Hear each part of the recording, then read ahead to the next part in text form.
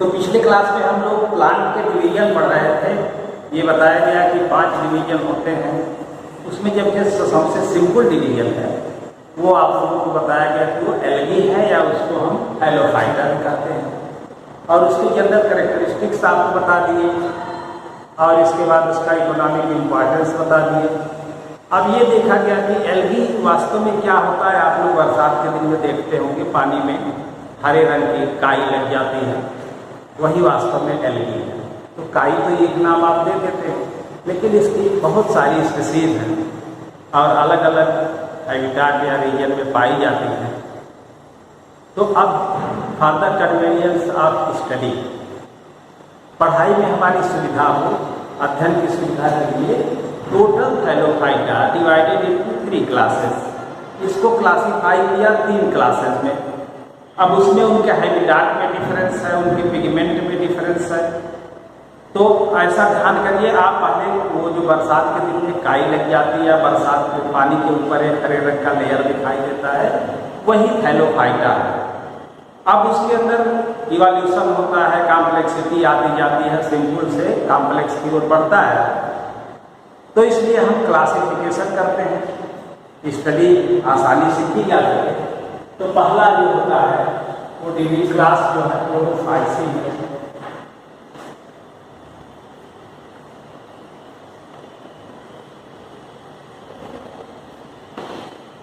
अब इनको जनरली हम कहते हैं ग्रीन एल्गी होते हैं। ये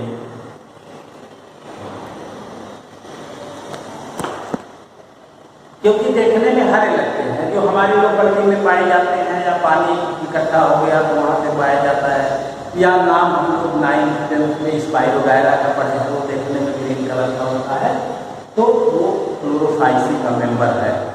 ज़्यादातर बहुत ज़्यादा हमारी लोकलिटी में पाए जाते हैं ये, तो इनको ग्रीन एल्गी कहा जाता है।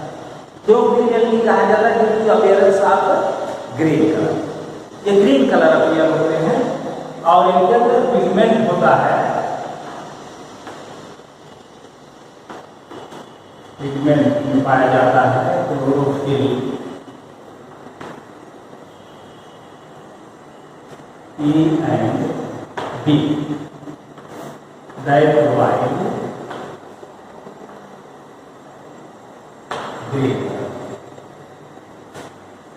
ग्रीन कलर के दिखाई देते हैं क्योंकि क्लोरोफिल ए और बी इसमें पाया जाता है।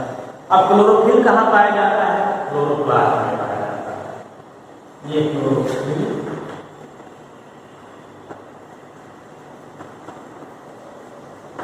क्लोरोप्लास्ट में पाया जाता है। सेल के अंदर डिफरेंट शेप के क्लोरोप्लास्ट होते हैं, दे मे बी डिस्क्वायर, डिस्क शेप होते हैं, रिवर शेप, रेटिकुलेट,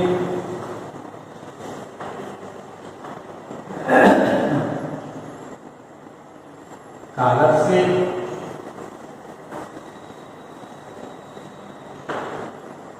इस तरह से डिस्क शेप के होंगे या तो प्लेट लाइक होंगे, रेटिकुलेट होंगे, इस तरह से जाल जैसे रचना बनाए, या काला शेप जैसा कि में पाया जाता है इस तरह का। तो इनके अलग अलग शेप होते हैं। क्लोरोप्लास्ट एक डिस्टिंक्ट सब स्पष्ट स्ट्रक्चर पाया जाता है क्लोरोप्लास्ट।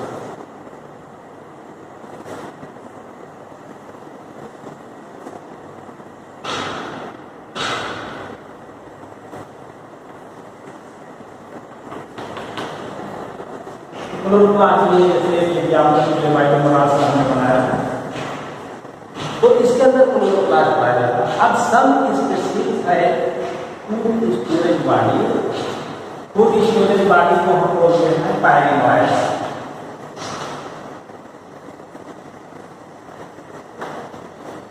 पायरिनोइड होता है, इसके अंदर फूड स्टोर होता है, वो प्रोटीनेशियस होता है।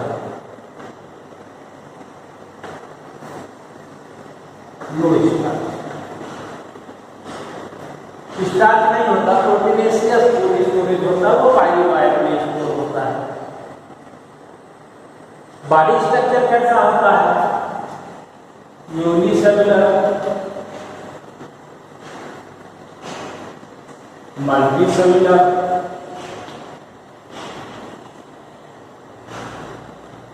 Filamentous, colonial,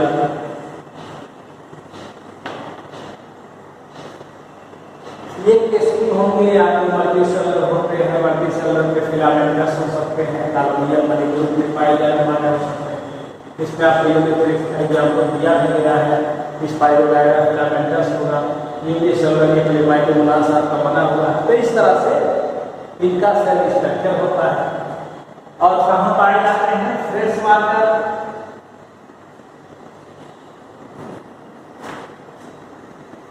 as well as in marine।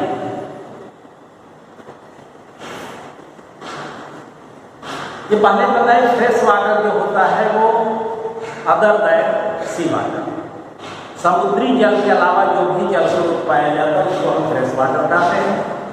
और जो समुद्र में पाए जाने वाला जल है उसको मैरीन वाटर कहते हैं। तो मोस्टली फ्रेश वाटर में पाए जाते हैं, रेयरली मैरीन वाटर में पाए जाते हैं। फ्रेश वाटर जो अगर आपका तालाब है, झील है, उसमें जो पाया जाता है, या पानी कहीं इकट्ठा हो, वाटर बॉडी इकट्ठा हो गए तो उसमें फ्रेश वाटर को पाए जाते हैं।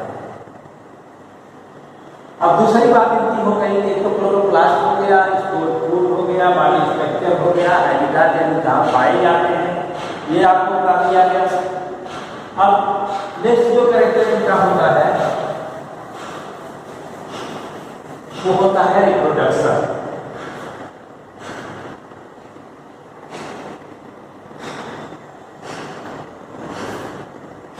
रिप्रोडक्शन तीन तरह से होता है, वेजिटेटिव रिप्रोडक्शन,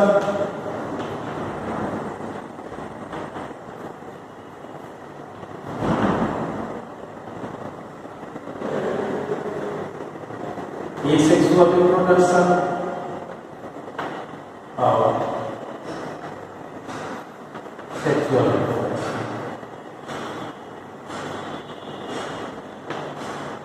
वेजिटेटिव रिप्रोडक्शन कैसे होता है? फ्रेगमेंटेशन से होता है।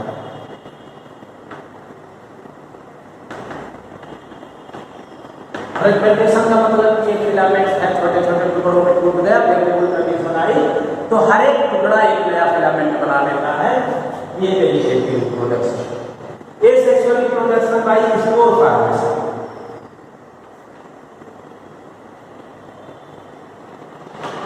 फ्लैजिलेटेड जो स्पोर हो सकते हैं जिनसे इनके अंदर रिप्रोडक्शन होता है। सेक्सुअल रिप्रोडक्शन में हम अपने पिछले क्लास में 9th या 10th में पढ़े हैं कि दो तरह के गैमीट बनते हैं, मेल और फीमेल दोनों का फ्यूजन होता है। तो अब ये पीछे हमने आपको बताया है कि अगर सिमिलर टाइप के गैमीट यूज करेंगे तो उसको आइसोगैमस रिप्रोडक्शन कहेंगे, अगर डिफरेंट सेट के होंगे तो अनआइसोगैमस। और एक ऐसी कंडीशन होगी जिसमें स्टैटिक फीमेल गैमीट होगा और मोटाई मेल गैमीट होगा। तो वो तीनों तरह का पाया जा सकता है डिफरेंट स्पीशीज में, आइसोगैमस, अनआइसोगैमस और टूगैमस। अब एग्जाम्पल में अगर आपको देखा जाए तो अभी आपको बताया एग्जाम्पल में क्लेमाइडोमोनास,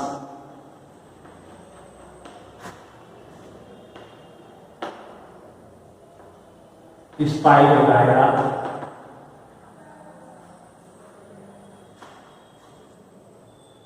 वाल्वास,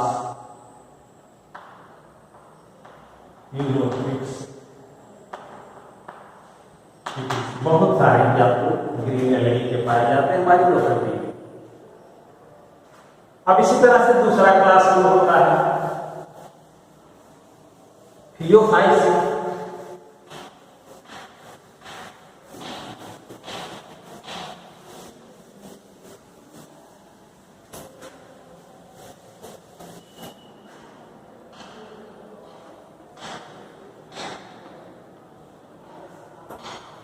अब जैसे उनको हम ग्रीन एल्गी बोलते थे, इनको कहा जाता है ब्राउन एल्गी।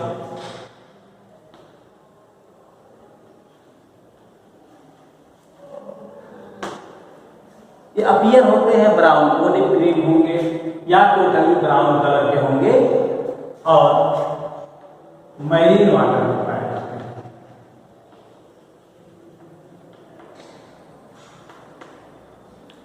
मैरीन हैबिटेट का मतलब आपको बता दिए हैं, समुद्र में पाए जाते हैं। अगला स्ट्रक्चर इसका बॉडी स्ट्रक्चर, कॉम्प्लेक्स बॉडी होता है, कॉम्प्लेक्स प्लांट बॉडी। कैसा होगा फिलामेंटस, ब्रांच और स्प्रेड लार्ज एरिया। बड़ी एरिया में भी ये फैलते हैं। केल्प जिसको कहते हैं, केल्प बनाते हैं, पूरा फैल जाते हैं। तो प्लांट बॉडी अब देखिए क्लोरोफाइसी की तुलना में ये कॉम्प्लेक्स हो गया। अब इसके बाद क्या रहेगा, पिगमेंट। क्लोरोप्लास्ट पाया जाता है। पिगमेंट में chlorophyll A and C along with carotenoid and xanthophyll। Chlorophyll A, C, carotenoid and xanthophyll जो इनको ब्राउन कलर देता है।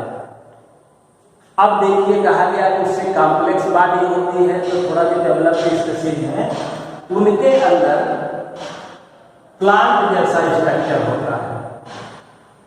आप देखोगे तो कहोगे कि ये हायर प्लांट है कोई।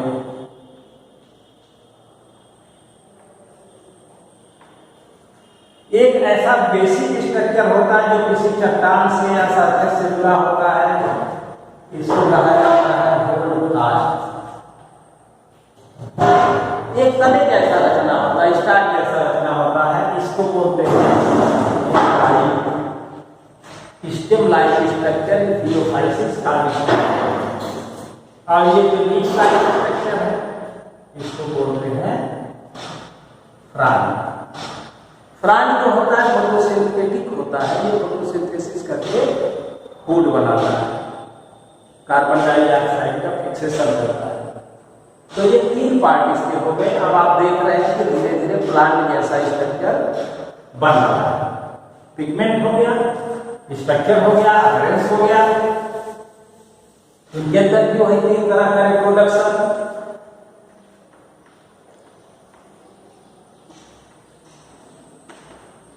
वेजिटेटिव, एसेक्सुअल और सेक्सुअल। वेजिटेटिव रिप्रोडक्शन यहां भी फ्रेगमेंटेशन से होता है।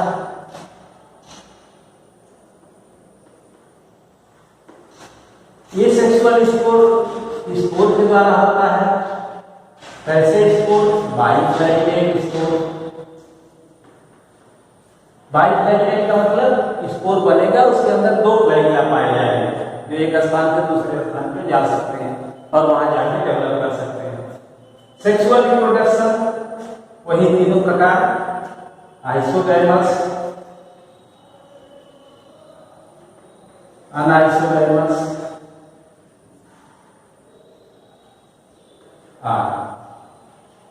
ओगैमस।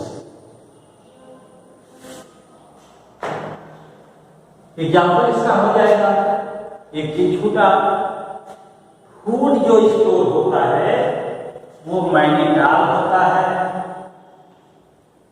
मैग्नीटाल का मतलब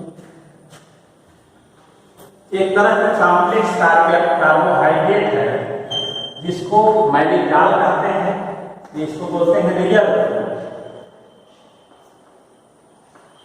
रिजर्व फूड मैग्नीटाल, या इसी को लैमिनेरिन कहते हैं।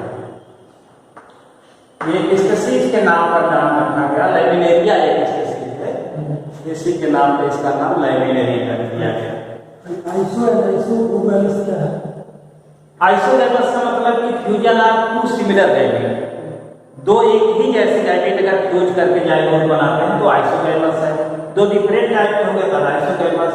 और एक कंडीशन जब फीमेल गैमेट स्टैटिक एक जगह स्थिर रहने वाला हो और मेल गैमेट मूव करके जाता है तो उसको oogamous कहते हैं। तीन तरह के रिप्रोडक्शन पाए जाते हैं और इसमें तीनों अलग अलग स्पेसीज में पाए जाते हैं। तो इनका जो एग्जाम्पल है एक्टोकार्पस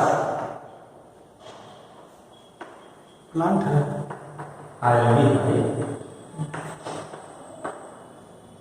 ये पता है लाइब्रेरिया, सरगासन, ये सब इसकी स्पेसीज हैं जो समुद्र में पाए जाते हैं। और तीसरा क्लास होता है रोडोफाइट्स, और तीसरा क्लास है इसका rhodophytes, that is commonly called red algae. ये देखने में रेड दिखाई देते हैं, कभी कभी समुद्र के छोटे पार्ट के इकट्ठा हो जाते हैं, ऊपर से देखने पर लाल दिखाई देता है तो उसको हम रेड सी कहते हैं, due to presence of this red algae and they are distributed deeply into the oceans. समुद्र में बहुत गहराई तक पाए जाते हैं, 600 मीटर गहराई, because they require low intensity of light for their photosynthetic process. ये कम लाइट में भी फोटोसिंथेसिस कर लेते हैं, समुद्र में पाए जाते हैं, मैरीन हैबिटाट उसको बोलते हैं, केवल और केवल मैरीन हैबिटाट में पाए जाते हैं, फ्रेश वाटर में नहीं पाए जाते, नदी और तालाब में नहीं पाए जाते। और सबसे बड़ी विशेषता यह होती है कि बहुत डीपली गहराई में पाए जाते हैं, वार्मर एरिया में पाए जाते हैं, कोल्ड एरिया में नहीं पाए जाते। इनका बॉडी जो होता है कॉम्प्लेक्स होता है, आप देखोगे तो लगेगा कि हायर क्लास है।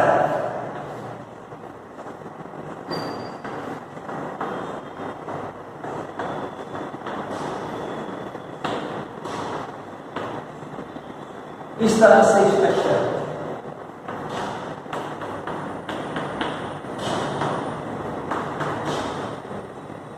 ऐसा स्ट्रक्चर देखने में बिल्कुल हायर प्लांट जैसा लगता है, इसलिए कहा गया कि फिलामेंटस एंड ब्रांच, शाखान्वित रचना होती है, ब्रांच स्ट्रक्चर होती है, because complex body structure and appear that due to presence of specific pigment phycoerythrin along with the chlorophyll A and D। Chlorophyll A और डी होता है, उसके साथ एक स्पेसिफिक पिगमेंट होता है, उसको बोलते हैं फाइटोएरिथ्रिन, उसके नाते ये रेड दिखाई देता है। और बॉडी कॉम्प्लेक्स होती है। इनकी सेल के अंदर जो रिजर्व फूड होता है वो किस फॉर्म में होता है, उसको बोलते हैं रिजर्व फूड, बोलते हैं उसको floridean star.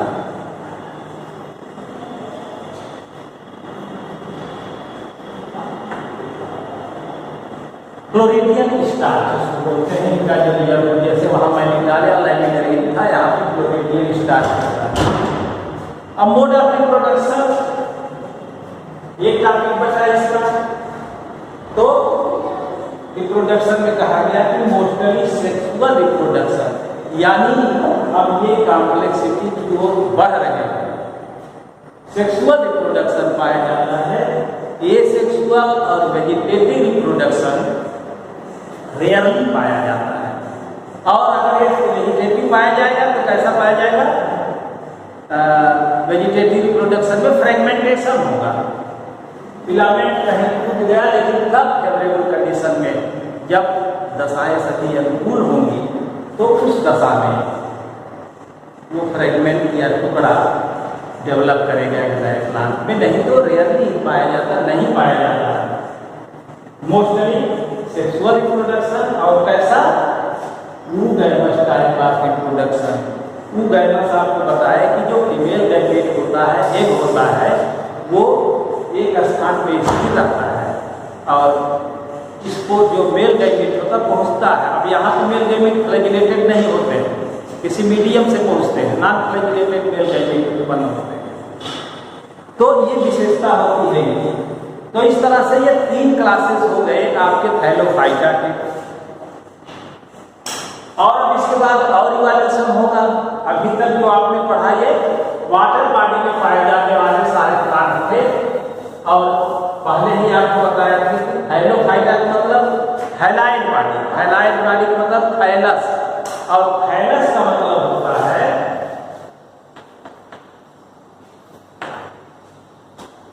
Root, stem and leaf, कायनात, डिस्ट्रीब्यूशन। जिसमें हम रूट, स्टेम और लीफ, जड़, तना, पत्ती में हम डिस्टिंग्विश स्पष्ट न कर पाए, ऐसा अगर प्लांट बॉडी है तो उसको थैलाइड बॉडी कहेंगे, उसको थैलस कहेंगे। तो थैलोफाइटा इसलिए नाम रखा गया। तो ये तीनों क्लास हो गए। अब इसके बाद नेक्स्ट हम लोग पढ़ेंगे ब्रायोफाइटा। इसको आप लोग बुक से अपने पढ़ेंगे, और देखिए नोट हम आपको देंगे इसका तैयार करके, तो उसको कॉपी पर लिखेंगे। नोट लिखने में लोगों ने किफ़ायत किया है, कॉपी भी नहीं भेजा है, तो नोट लिखना चाहिए, क्योंकि हम भी मेहनत करके लिखते हैं। तीनों क्लास आपका थैलोफाइटा का कंप्लीट हो गया। अब अगले क्लास में हम लोग ब्रायोफाइटा पढ़ेंगे। इसको वीडियो देख करके फिर बुक पढ़िए, आपके समझ में पूरा आ जाएगा। नोट जाएगा, नोट लिखिएगा, फिर आगे पढ़ा जाएगा। इधर ठीक, ध्यान, धन्यवाद।